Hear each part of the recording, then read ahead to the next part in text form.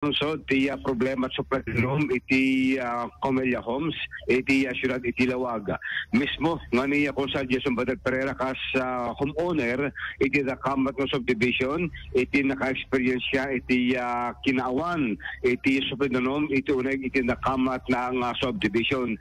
Nabagana, nga nabayag gaya na problema, iti homeowner, nga apabang ganito, awang pa iti nagbaling solusyon, kadag iti agtagikwa, naman, nga nisar pa iti barangay council ng awan tinagmamayan isot gagapuna nakaligagumdang nga pa-investigar ken payaban iti sanggunyang panunsod iti developer tin nakamatata nga subdivision.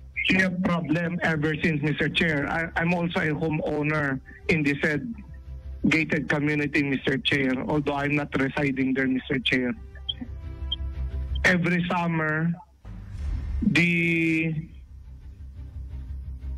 problems of the residents, they do not have water for them to take a bath.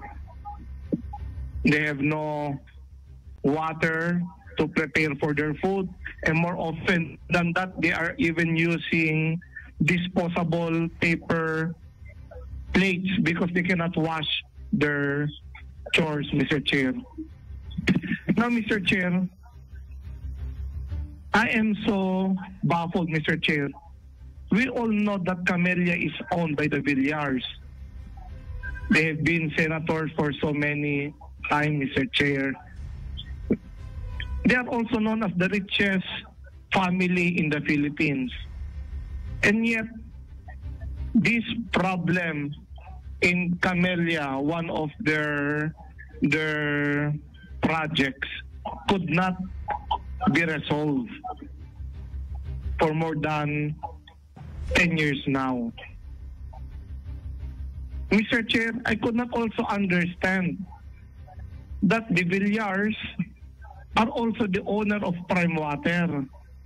There is Prime Water within the city of Lawag, even in Bengkag, even in Zamboanga, but they would not allow Prime Water, which is owned by them, to be reconnected to Camellia Subdivision.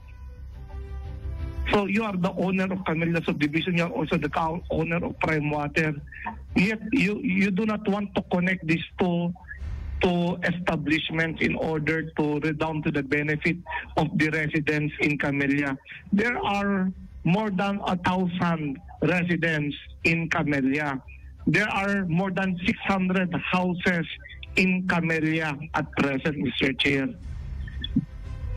Now, Mr. Chair, what are we going to do now in order to help them? Of course, as we all know, they are very thankful. The homeowners associations are very thankful. That was initiated by our presiding chair, Vice Mayor Carlos Fariñas, in giving water using his private water tank. Say Mr. to Honorable Brian Alcid, even to Honorable Handilao.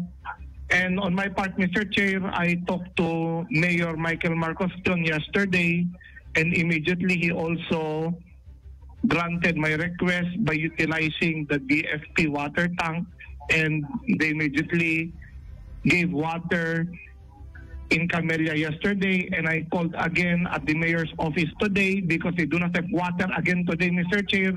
So immediately, Mayor Michael Marcos sent again the BFP to provide water. But the problem, we cannot do this forever, Mr. Chair. We cannot allow that every day we will be asking the BFP or any private individuals of bringing water to a certain private community.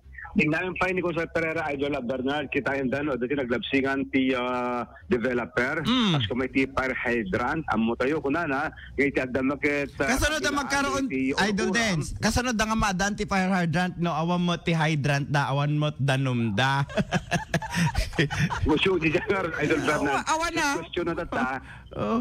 Ngati plano iti City Council suratan da ti developer payabanda pagpalawagan da iti sanggunyan no kasano nga masolbar iti problema ta nabayagin paumayon yan Cynthia Villar ko nam kaya da Huwag nga ron. Ni Senadora. Awa na, dito, agbani ka sita. Dagiti empleyado, Oh. dagiti mga matmaton, iti kumpanya, ito bernal, nga suratan da, tagpalawag da, Well. iti sanggunyang panusod, no, apay, nakpapang ka nito, sampay na solbar, iti problema at danum, iti nadakamat natang subdivision, iti syudad, iti lawag, iti nakamad Madina, kukuha pa iti prime water, alis talaga itap kumangem, apay nga handa maramit, na Idol Bernard.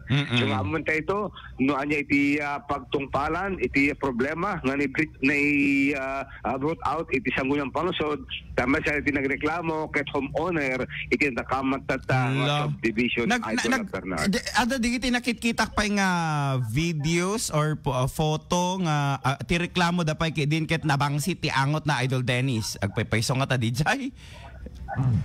Uwan tao ba kami doon mga pag-flush out da kalay tinaduwa pa nga waste di ka papanan na no di agbangsit Idol Bernard. Okay. Ala nagamaken aya iso nga dakkel mot nga guyod or dakkel mot nga epekto na detoy ka deti negosyo da. Saan ka di Idol Dance? Di amen? Uwan, tigo na ni Apo Pereira, napintas nga may bring iti sanggunyan dati pagsaritaan. Tamo tayo kunada, adan to pa iti tumakkel at mega wall. Tapos adan to in the future, ano to iti policies nga mabalin nga may aplikar para palang iti sanga pa nakaulit. Iti kastoy nga pasamak Idol Bernard. Bueno, nagmadi. It is but an eye-opener kadigiti raganan. Kadigiti nga Gondawa Idol Dennis dati mapaspasamak di tangay Camellia Homes. Nako. Well, na pinakita pa iti BPLO no ada iti renewal iti business permit ket nakapag-renew da Idol Bernard isag po na amin digitoy kita enda dagiti loopholes no dagiti naglabsingan iti developer iti ng problema ano apeng sa anda nga masolbar iti problema danom Idol Bernard. So ay nako. Awan mo ti reaction ni Prime Water kadto yung Idol Dance no kas pagarigan.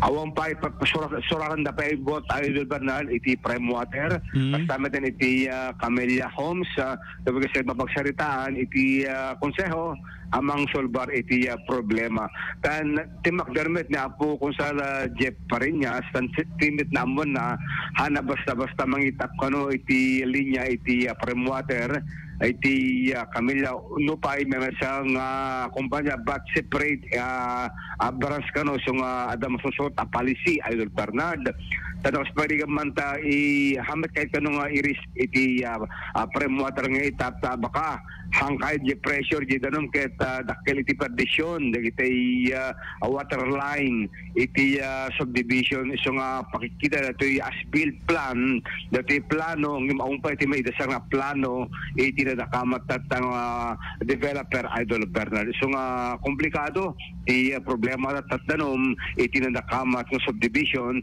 iti syudad Tilawag amunta ito update na at nun mapayaban dito by next session iti sanggunyang panlungsod.